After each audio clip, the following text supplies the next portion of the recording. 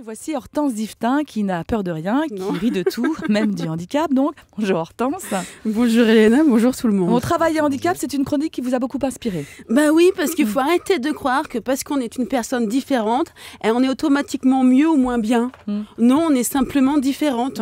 Moi, j'ai eu beaucoup de mal à faire accepter ma différence. Oui, Les gens n'osaient pas m'aborder, Oui, n'osaient pas me regarder. Souvent, ils faisaient comme si j'étais transparente d'ailleurs. Je les impressionnais.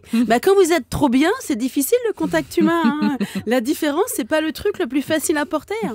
Alors déjà, dans la vie de tous les jours, c'est pas évident. Mais quand vous cherchez du boulot, c'est pire.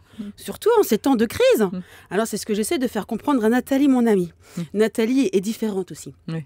Elle est différente de moi. Chaque jour, elle parle de son amie Oui. Nathalie. Hein. Alors Nathalie est différente de moi, mais pas que de moi. Ah. En fait, quand on regarde Nathalie, on se dit que tout y est, mais pas dans le bon ordre. Mais quel est le bon ordre, vous me direz? Pas celui de Nathalie. Alors je lui ai dit à Nathalie, tu es toi. Et c'est déjà pas mal. Faut que tu fasses de ton handicap une force. Je sais, c'est pas facile. Mais quand on veut, on peut. Regarde Joséphine Ange Gardien. Elle est différente, elle est toute petite. Elle apparaît, elle disparaît, elle peut se cacher n'importe où. Dans un tiroir, dans ta poche, dans ton paquet de cigarettes. C'est pas donné à tout le monde. Elle a su en tirer parti de sa petite taille. Et Mireille Mathieu, handicapée célèbre de la coiffure du siècle dernier.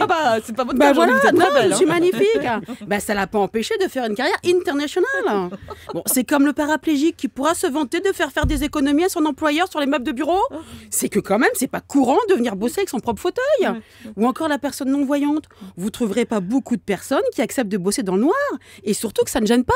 Là aussi, le handicap devient une force économique. Doublement économique d'ailleurs. Les ampoules et l'électricité.